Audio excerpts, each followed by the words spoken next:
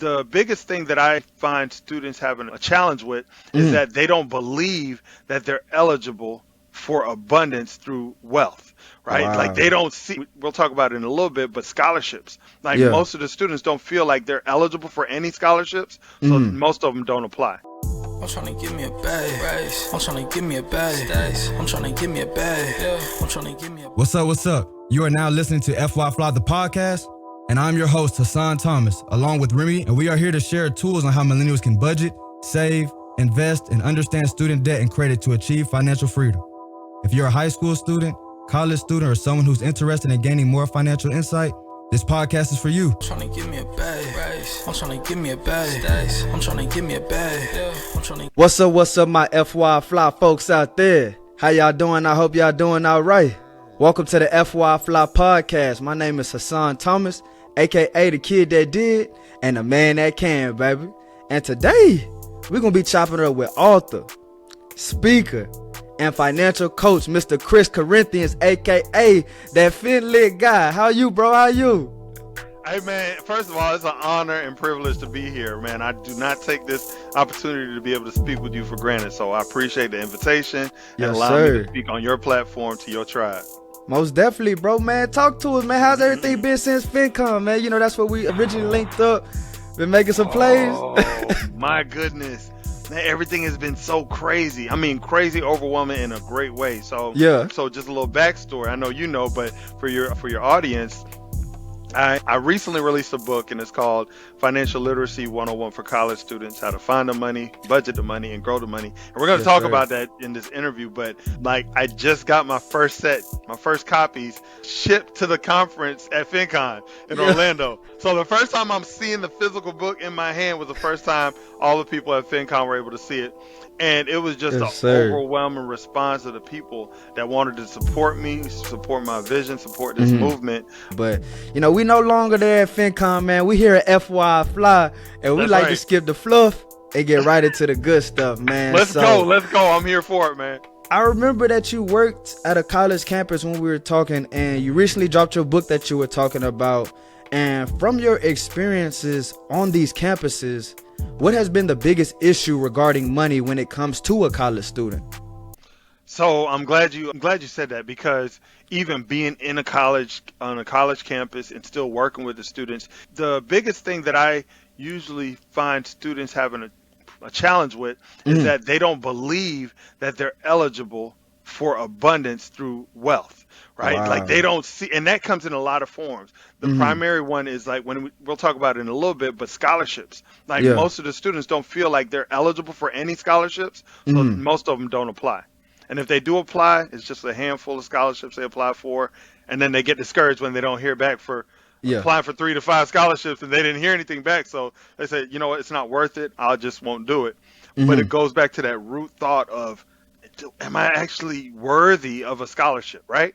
That's a strong word. Am I worthy of a scholarship? Yeah. Where do you think that mindset comes from? Because I just graduated 2 years ago during 2020. That's why I released my first book, From College to COVID. Congratulations. I appreciate you, bro. But I wanted to get your opinion on, where do you think that feeling of, I guess, like lack of worthiness even comes from? Where do you think that stems from?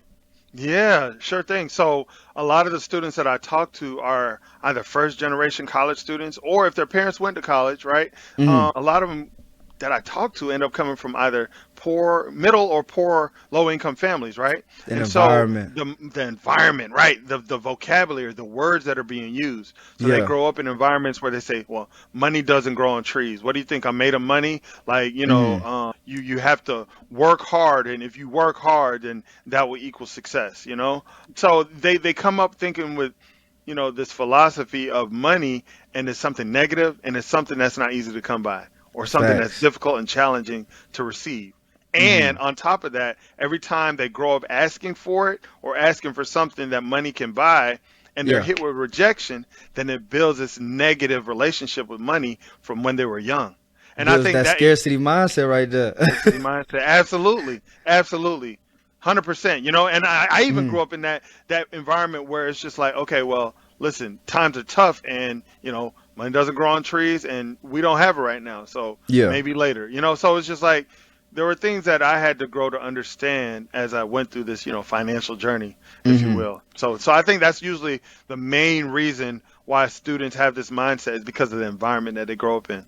100%, bro. I agree with you 100%. And just like you Yes, said, abundance is your birthright, and that's why absolutely. we're here, man. So thank you for even bringing it that way, because I feel like a lot of people, they do have that negative connotation from money, but you can't blame them from coming from a spot that they weren't, that they didn't choose to be in that situation that they were in. They were were born 100%. into it. So 100%.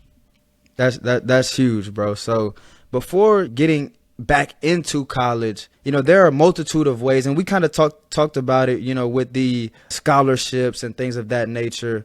But whenever we want to get schooling paid for, say for example for the high schoolers listening, what's your advice on getting schooling paid for? Okay, absolutely. You just kind of hit the nail on the head right there. But scholarships, Mm. scholarships is free money for students to cover their college expenses. Bottom Yeah. line. And there are millions and millions and millions of dollars out there for students. And even if you don't think you're eligible, just apply. Apply. It becomes a numbers game, what I found out.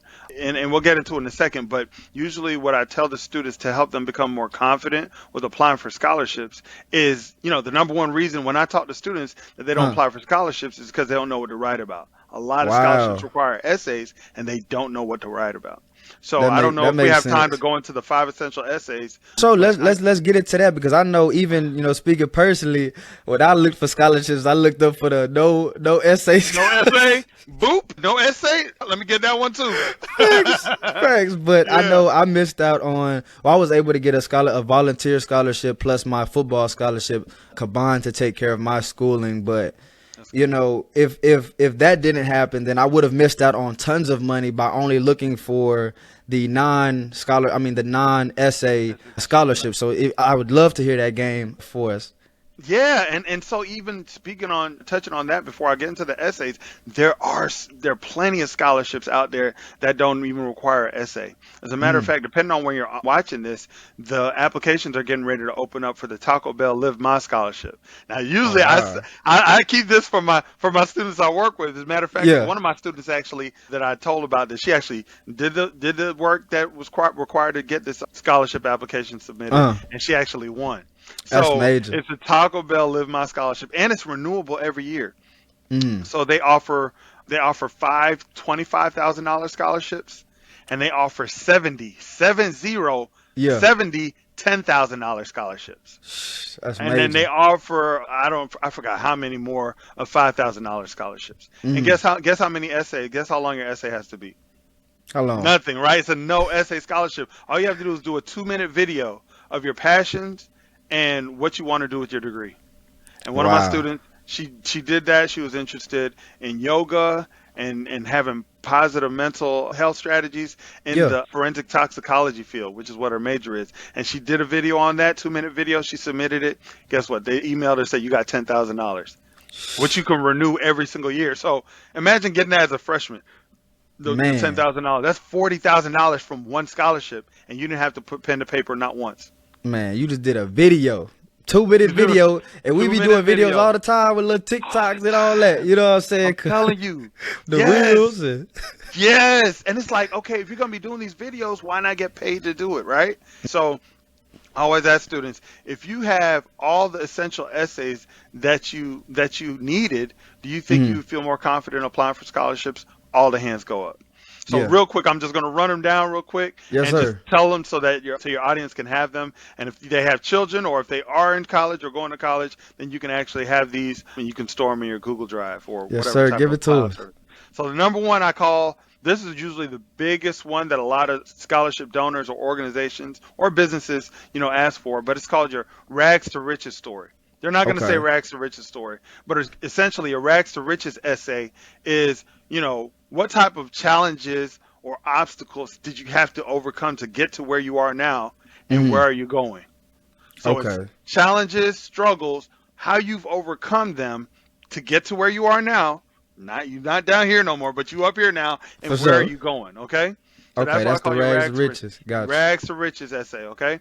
And then the more compelling your story can be to invoke some type of emotion and the donors feel you and really connect with you based on your story, then Yeah. guess what? That increases your chance for them believing in your story, believing in your future, and giving you the money. So that's your rags Okay. to riches. The next one is called your impact essay. And these aren't in no Impact particular order. The essay. rags to riches is a major one, but rest of them no particular order. So your impact essay. What Mhm. type of impact do you plan on making in the world or your field or your community? What type of Yeah. personal impact do you plan on making? Okay. Okay. Number three, what will you do with the money if we give it to you? You'll find donors asking, okay, we have this money. What are your plans if we give you this money? And then if Mhm. you can itemize, not necessarily itemize, but write it in a story format or paragraph format, these are the things that would help me, right? And you just start listing all the things that you would do with the money, right? Okay. And then, so that's 1, 2, 3, right?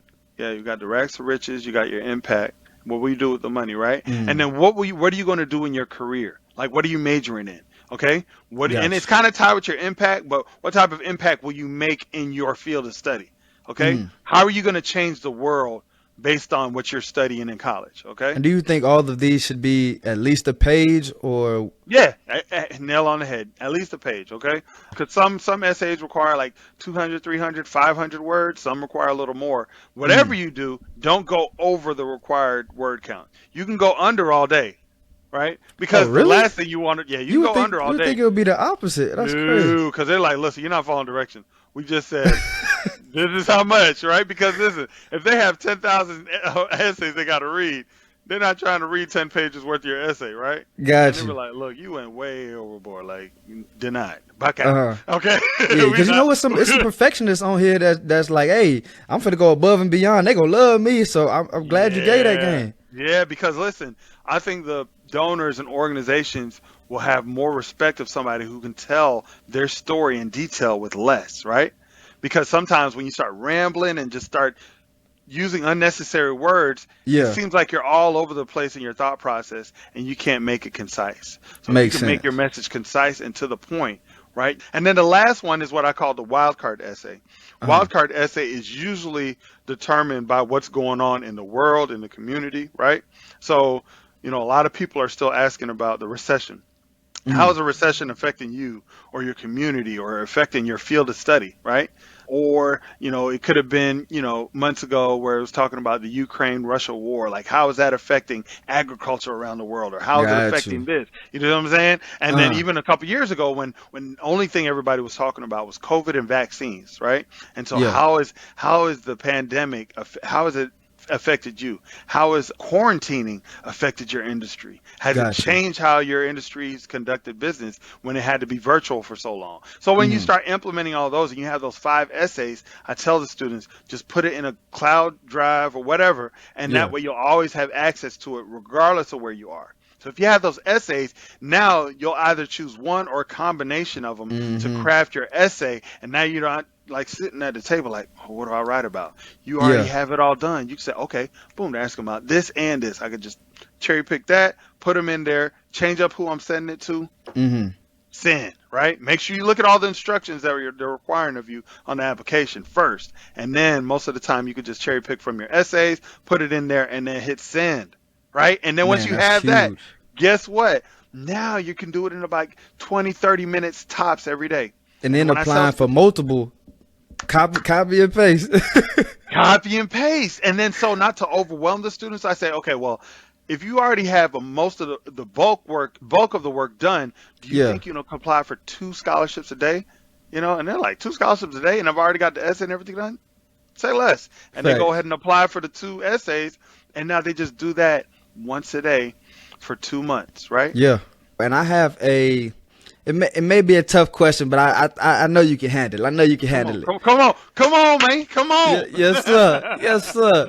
So, whenever we're talking about staying consistent, staying down, and working through those rough patches, when do you believe is the time to be like, okay, it's time to pivot to something, that may be bringing more money, something that may bring that, when do you think the time is to pivot? Because we always hear, got to stay consistent. It takes 10 years to build a business, this and that, this and that.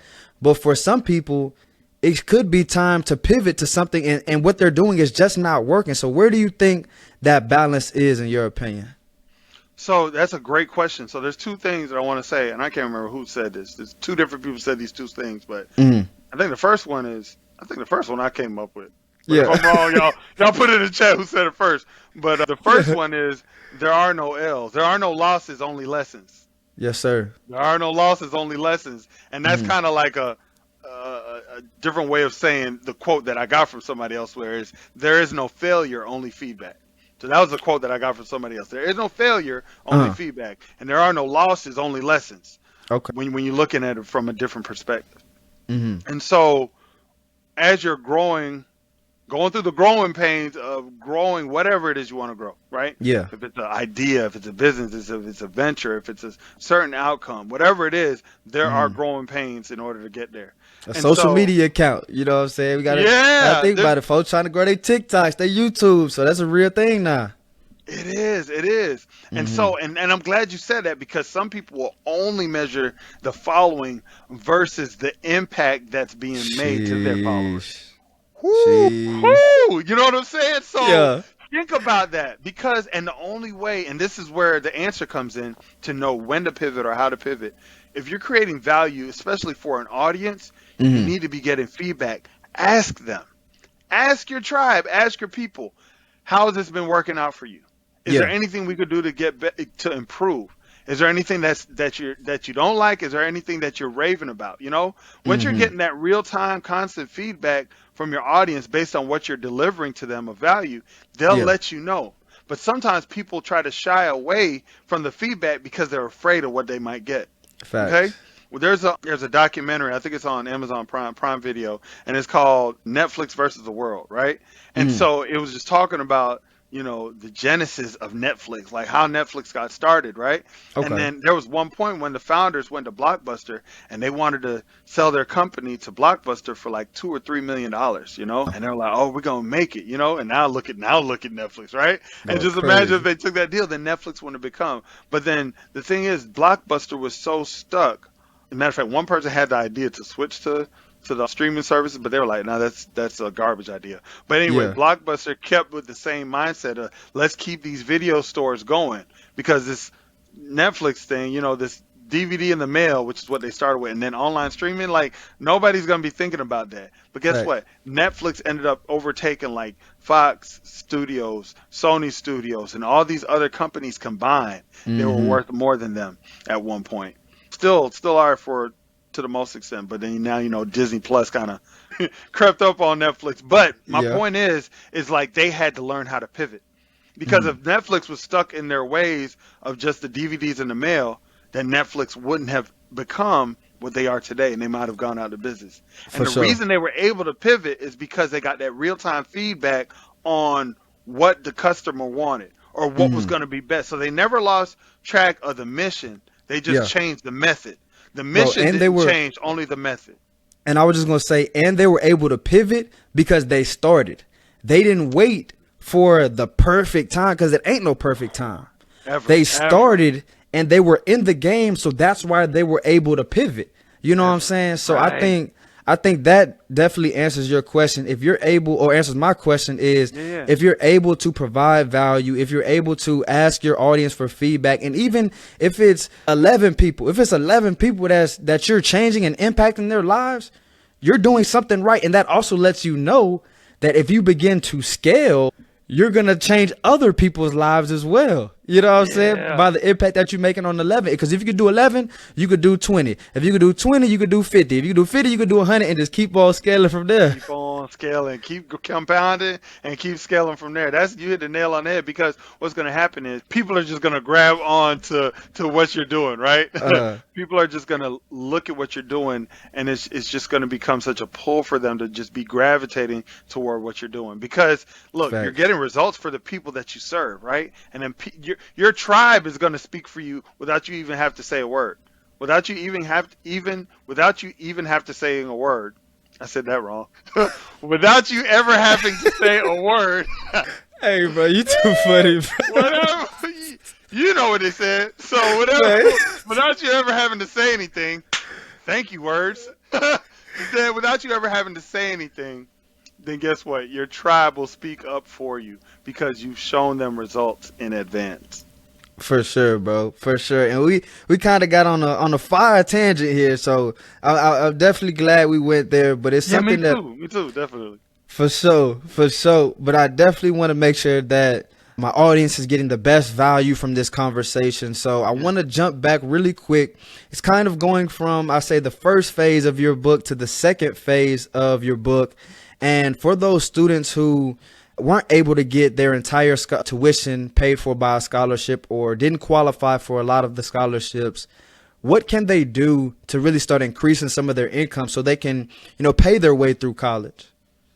Absolutely. That's a great question. So the last section of the book, I'll go over 15 passive income streams that are ideal for college students. That's so major. I purposely don't put certain side hustles, so to speak, in the book because it requires more of your presence to sustain it until you can outsource it fully to somebody else to run the business. So for example, like e-commerce is a business model that has been successful for a lot of people. However, it takes a lot of hands-on and time. And so the reason I focus on passive income streams, because a lot of students that come to college, like they might do hair, they might do makeup, they might cut hair, they might, they might do a lot of different things that take a lot of their time to do. Because look, if you're doing hair, if you're doing nails, if you're cutting hair, guess what? If you're not doing those things, you're not getting paid. You're not making money, So essentially, the more successful you are with your business, the less time you're going to have. The more successful you are, the more clients you take on, the more things that you're doing because you are the business. So one of the lowest hanging fruits, if you will, is what I call affiliate marketing. Okay. Affiliate marketing is considered. So let me give you an example. You ever recommended somebody to go see a movie or go to a restaurant? Yeah. Right, like you say, oh man, I need to check out that restaurant, like the food. But I recommended, so I just moved, like I told you, I just moved down here to Florida about a month ago. Okay. And I had to buy one of those sheets to cover your car. So your car, I got one from Amazon, and then I put it, it's more than a sheet. It's kind of like an umbrella that opens inside the car, and it like covers the whole windshield. So I took a picture of it, and like a couple of people asked me, like, hey, where you get that? So I responded with Amazon and gave them the link and everything. So for sure. Yeah. So did you gave them the link to just purchase it? You just say, hey, just go purchase it. Yeah. So did Amazon give you any money for recommending that? Nah, they didn't. So that's a perfect point. So that's one of the lowest hanging fruit. So Amazon has a program called Amazon Associates. So anytime you're recommended a program, Amazon Associates. So you can Google it, just say how to sign up as an Amazon Associate. You can sign up as an individual, or you can sign up with your LLC, however you want to do it. But guess what? Especially for the big ticket items, right? So let's say like your TVs or your cameras and things like that. You ever see those YouTube videos and people are using these high-end cameras and they'll say, hey, if you want to get this lens, go to the link in my description and it'll take you to the page. Most of the time, those content creators are Amazon associates. If you purchase that product through their link, Amazon is going to pay them a kickback. They're going to pay them for sending people to that page. So if you're an Amazon associate, you'll get an individual link that's tracked back to you. And every time somebody purchases that product through your link, Amazon is going to give you a commission. They're going to give you money for sending people their way. And that's one of the easiest way to break down affiliate marketing. And that's how students are being able to change the game when it comes to growing their money and changing their finances. And one more. Here's a. I'm working with a student. She's almost finished. But and this play can be used for anybody in this field. So this is a good one, right? I only talk about this one to my clients, to my students. I talk, but I'm gonna tell you a tribe, right? Yes, I'll sir. tell you a tribe this one. So you can go to bookvault.io, and then they have different templates, right, that you can choose from. You have templates from Etsy, or you can create it on BookVault. And what you could do is you could create a day planner, right? You can create a day planner that however you want to structure it. So now, instead of going wide and broad, you can go to a narrow niche, okay? You can go narrow focus, right? And so when you're going to a narrow focus, guess what? Now you could be a biology student, right? Who's created a day planner for biology For students. biology students, yep. You see where I'm going? Now in the Facts. front of it, you got the periodic table of elements. You have all of these equations specifically for biology students, created by a biology student for biology students. And now their YouTube channel is talking about all the different strategies on how to become the best biology student. Best scholarship. And that's how you afford. how the internet money changed the game, because you first, like if it was 20, 30 years ago, you could only sell to your school. But Right. now you're selling to every single biology student in the world. In the world. In the world. And guess what? You got high school students that's going to be a biology student next year. Man. And then after that, the year after that. And guess what? You sell it for $20, right? Or you sell it for however much you want to, and you getting $200 a day off of that one book that you created. Right? Exactly. Now you're getting $6,000 a month, $72,000 in a year. Just off of that one product. And how much more work are you having to do for it? Nothing. Man, no, man, that's huge, and these gems are gonna help. And I want to make sure that everybody listening, you're not just listening, but you're actually taking these gems and finding the ones that you can apply to your life. Because what I like to say, bro, small incremental habits will change into large results over time. Absolutely. So I want to make sure everybody listening, you may not have been able to catch everything, but make sure that you catch, 2 or 3 gems that you can implement right away into your life. And then that's how you'll see things start rolling. Yeah, man. And I think, since we're on this money talk, on this money conversation, I do have one final question for you. I'm going to read you 2 quotes, and I need you to tell me which one is more accurate in your opinion. All right? Okay. Bet. So the first question is, or the first quote is, more money, more problems, like Biggie. And the second quote is, money can't buy happiness. Which one do you believe is more accurate? BIGPOPPA. Come on, talk to me. Shout out to Biggie Smalls. Christopher Christopher Yes, Wallace. sir. But yeah, so I don't believe more money, more problems, right? I believe more money, more opportunities to become more of who you truly are. Yes, sir. And I believe that money can't buy happiness. Happiness comes from within, right? So the more you speak to yourself, the more that you give to yourself, the more that you're uplifting yourself, then I think the happier you become. I think happiness comes from within, not from without, right? And then so money is an external tool, and I don't believe a tool can make you happy. I think that has to come from within, and once you realize who you are and whose you are, then you truly found happiness.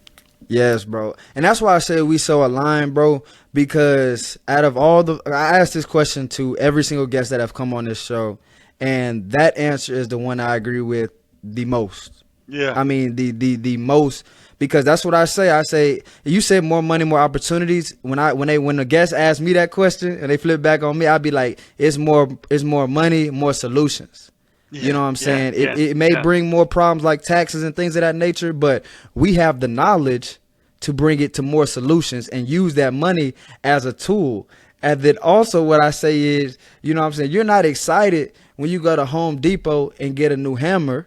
You're excited when you go to a new art shop and you have that hammer to hang up that art painting or that painting in your house. So you use that money as the tool to then buy things or purchase things that will make you happy, but the money is not the actual happiness. You got to be, like we talked about and we agreed on this, money is only going to maximize who you truly are.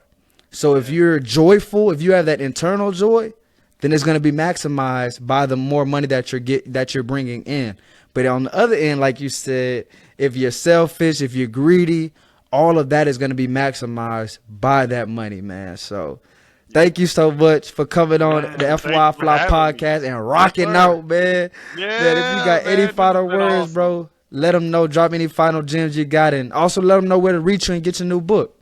Oh, absolutely. You can follow me on Instagram. Just go to my Instagram page. That's the best way to follow me right now. It's at the FinLit Guy. It's in my name right there, at the FinLit Guy, FINLIT Guy, the FinLit Guy. Got to put the THE in front of it, and then you'll find me. Follow me. I follow back. Shoot me a message, and then I'll definitely be sure to follow you back. If you want to get the book, you can actually go to. So I have a domain. I'll update it so you can get it from there. But if you see this video before I've updated the link, you can go to tiny.cc/FinLit tiny.cc/FinLitBook. Tiny.cc/FinLitBook, all lowercase. And if I've updated the link, then it's going to be FinLitBook.com. And don't worry, we'll have it under the show notes, so no worries. Oh, okay, perfect. Because if you hit that 404 page, say, can I find page? Then guess what I ain't do yet. Right. Hey, we got you, boss. Okay. We got you. That's cool. Yeah, man. So like I said, we really do appreciate you coming on, and for everybody listening, take these gems you heard today, apply them, implement them into your life, and watch your life change, man. So everybody listening, stay safe, stay invested, and stay FYI Fly. We'll see y'all next week. Yes, sir. Thank you all for listening to FYI Fly, the podcast, and we hope you enjoyed the show. Tune in next week for more financial literacy insights with our special guests. Please visit our website, social media platforms, and subscribe to our YouTube channel at FYI Fly Podcast. That's FYI FLI Podcast. See y'all next week and stay fly.